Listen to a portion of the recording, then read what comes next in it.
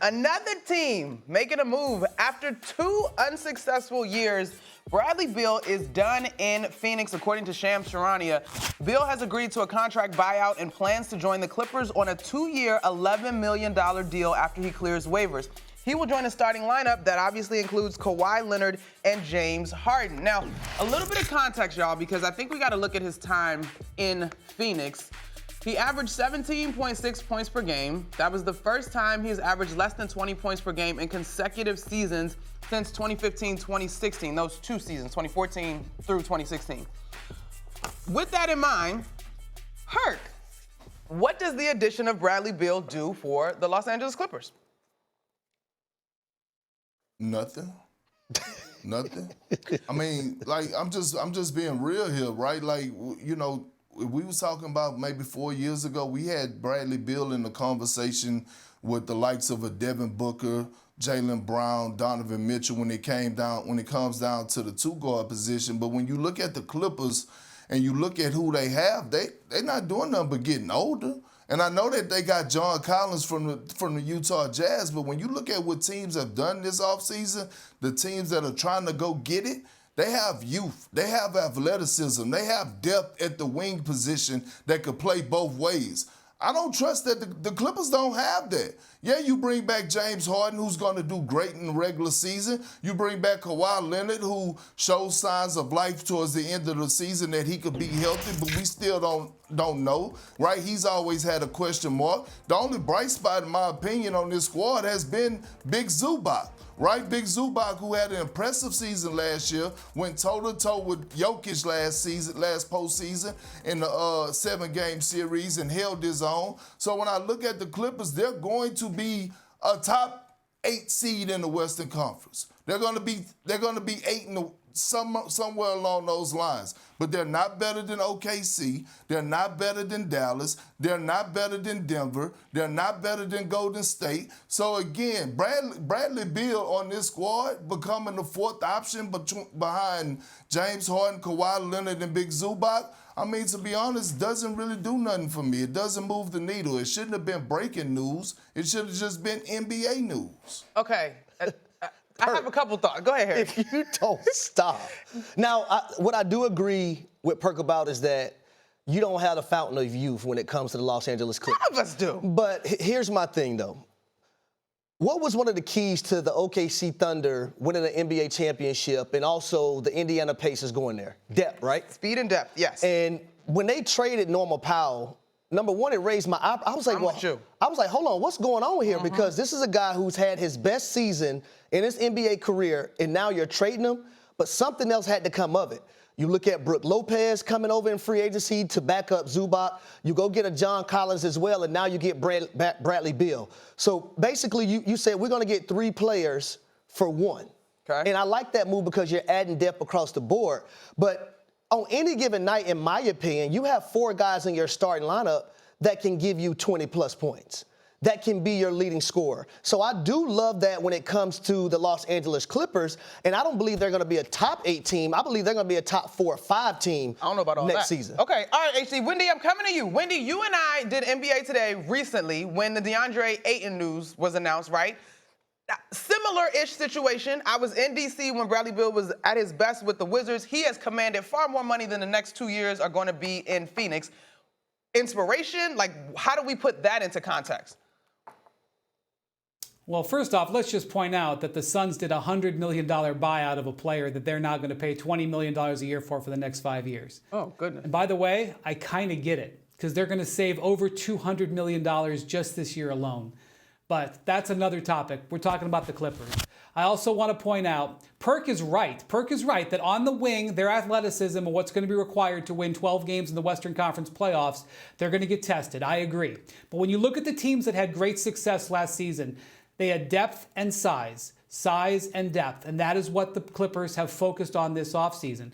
Bradley Beal averaging 17 points a game. And by the way, he wasn't, part of the reason his scoring was down, guys, is he wasn't getting the ball. Now, you can argue whether that was a good decision or not, but he had the lowest usage rate of his whole career. He got the ball more as a rookie than he did last year in Phoenix, but that's whatever.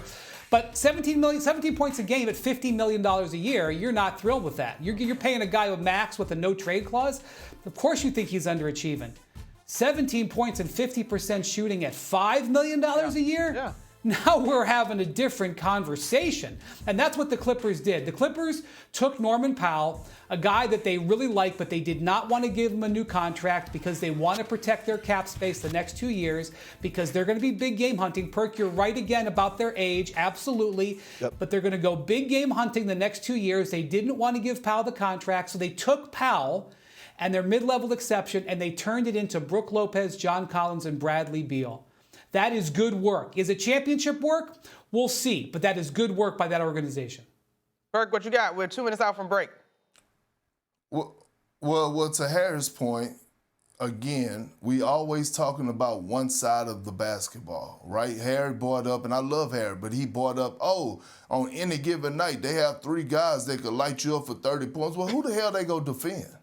Right, when you talk about guys and you talk, see, OKC and Indiana, they raise the bar when it comes down to having wing defenders in the NBA. The most important position in the league is the wing guys that could defend at a high level, right? When you look at OKC, when you look at Indiana, you look at a Nembhard, you look at an Aaron Nesmith, those guys defend they behinds off. And we already know what Oklahoma City bringing to the table. Nico Harrison traded Luka because he said that defense win championships, and it do. So again, I'm looking at Bradley Beal, probably going to be the 4th option on this team behind James Harden, Kawhi, and Big Zubac because they go to Zubac heavy on that low block. So it's just not moving the needle for me. I'm sorry. Not for us being title contenders. Summer League rolls on today with 4 more games. Pacers Knicks at 4:30 Eastern on ESPN2, followed by Spurs Hornets on ESPN, then Celtics Lakers with the Nuggets and Clippers capping off the night at 11 Eastern, 8 Pacific on ESPN2. Speaking of those Clippers, well, they're tied into this next story because after 2 unsuccessful years, Bradley Beal is now moving on from Phoenix. According to Shams Charania, Beal has agreed to a contract buyout and plans to join those Los Angeles Clippers, the aforementioned Clippers, on a 2-year, $11 million deal after he clears waivers. He will join a starting lineup that includes Kawhi Leonard and James Harden. So now the question is, are the Clippers the new best team in California? And this morning, Perk, you had pretty strong sentiments, or lack thereof, I guess, of what this move actually does for the Clippers. So are the Clippers the best team in California? Hell no. Hell no. Give me a team in California that has culture, that has foundation, that has stability, and that has a reliable superstar that's not disgruntled, and that's the Golden State Warriors. No drama from the Golden State Warriors right now. Obviously, they're dealing with Jonathan Kuminga and what they're going to do. But when it comes down to their big 3, Steph Curry, Jimmy Butler, and Draymond Green, I trust them more for those guys leading the way than any other team that's in the state of California, and that include the Lakers alongside the Clippers.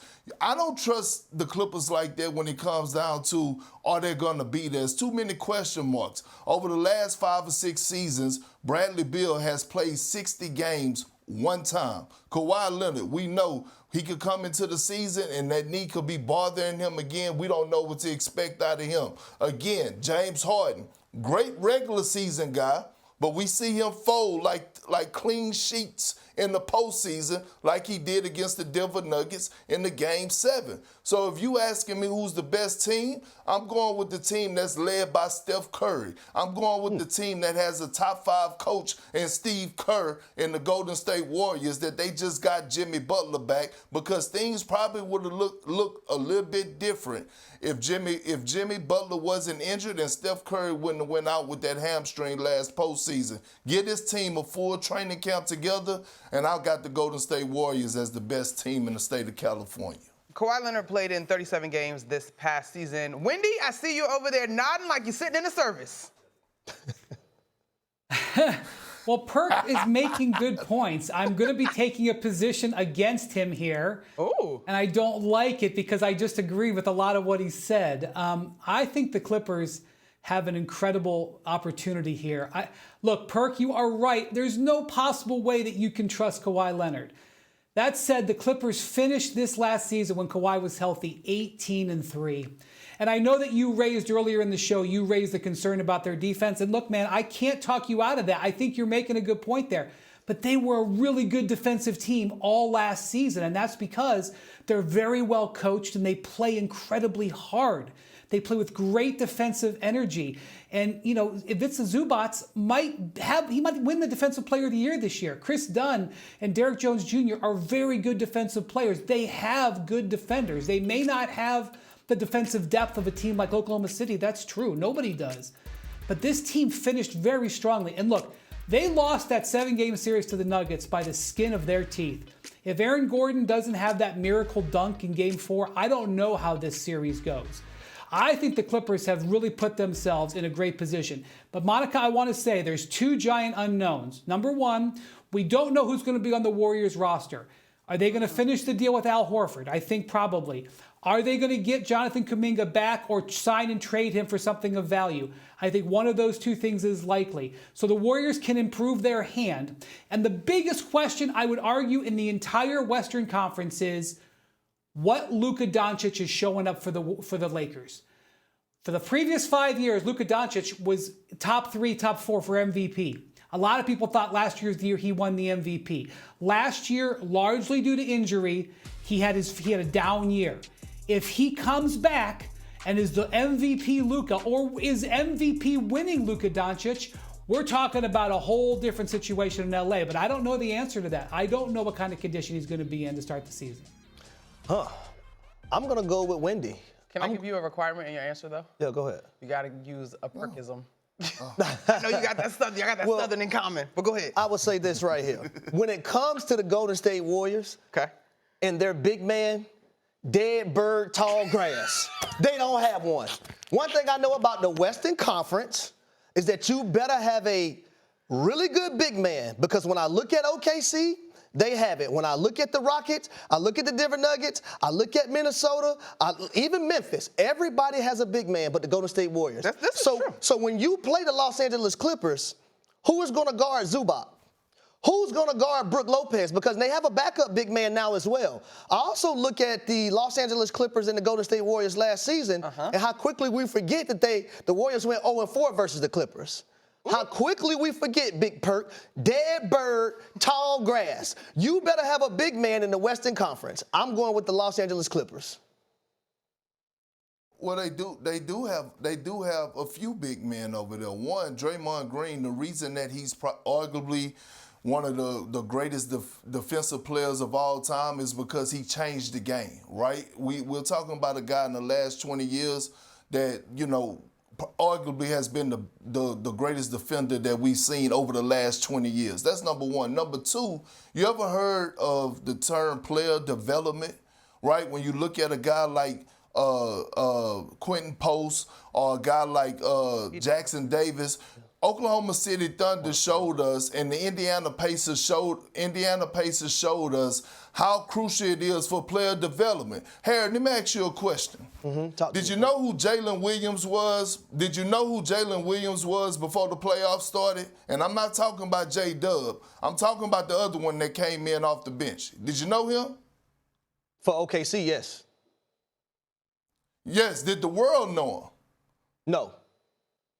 No, OKC, no, though, it's not. their No, development. No. What we're talking about here is we're talking about culture and player development, and what we're also talking about is that we have to move on from all this stuff in the past with these household names. When you bring up a guy like Brook Lopez, who's been, over the past 2 seasons, been getting cooked in the pick and roll because he can't slide those puppies, right? We got to start acknowledging these other guys that make, like a guy like Jalen Williams, who made a name for himself in the postseason when he was called in off the bench to guard a guy like Nikola Jokic and did an excellent job in his role, and all of a sudden they win a championship and he gets a contract extension. When you have leaders, like Steph Curry, like Draymond Green, like playoff Jimmy, then everybody else raise their level of play, is what I'm trying to tell you. So don't sleep on the Golden State Warriors. It's too many unknowns when you talk about the Clippers